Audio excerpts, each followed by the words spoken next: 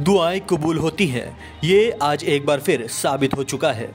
अब सड़क पर धरना दे रहे इन लोगों की परेशानियां कुछ हद तक टल गई हैं, क्योंकि सुप्रीम कोर्ट ने साफ कर दिया है कि 50,000 लोगों को किसी भी सूरत में रातों रात बेघर नहीं किया जाएगा।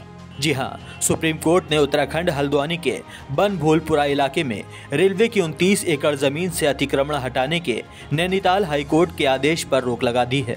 वो बात और है कि सर्वोच्च अदालत ने मामले की सुनवाई के लिए अगली तारीख 7 फरवरी तय की है। मतलब ये कि 7 फरवरी तक इनके आशियानों पर बुलडोजर नहीं चलाया जाएगा। इतना ही नहीं, सुप्रीम कोर्ट ने उत्तराखंड की धामी सरकार और रेलवे को नोटिस जारी कर तलब भी किया है। आपको बता दें कि इस मामले को लोग हिंदू मुस्लिम एंगल दे रहे थे। कहा जा रहा था कि वहां सिर्फ मुसलमान रहते हैं जिन्होंने वहां सरकारी जमीन पर कब्जा कर रखा है, लिहाजा अब उन्हें हटाना बेहद जरूरी है। हालांकि वहां सिर्फ मुसलमान ही नहीं बल्कि कई सारे हिंदुओं और बाकी गैर मुस्लिम धर्म के लोगों के घर भी हैं। वहां पक्के निर्माण तो हैं ही, साथ ही स्कूल और कॉलेज भी हैं, जिसे देखते हुए ही सुप्रीम कोर्ट ने सभी पक्षों की दलीलों को एक किनारे करते हुए इन लोगों को राहत दी है। आपको बता दें कि इस खून जमाने वाली ठंड में छोटे बच्चे बच्चियों से लेकर महिलाएं और बुजुर्ग सड़क पर धरना देने के लिए मजबूर थे। वो लगातार सरकार से अपील कर रहे थे कि उनके घरों को ना तोड़ा जाए, लेकिन राज्य सरकार और हाईकोर्ट दोनों के इरादे से ऐसा लग रहा था कि इन लोगों पर कोई रहम नहीं बरती जाएगी।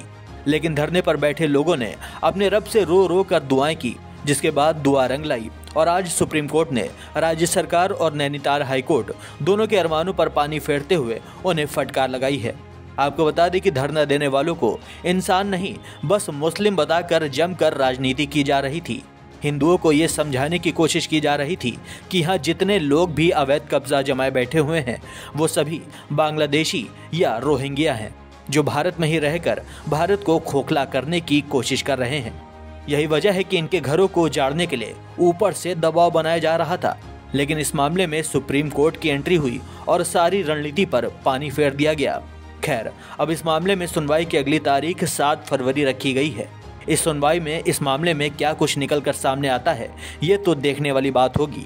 लेकिन हाँ, तब तक इन गरीब बेबस लोगों को इस थरथराती ठंड में सड़क पर जमा रहने की मजबूरी खत्म हो गई है। ब्यूरो रिपोर्ट, दी भारत टीवी।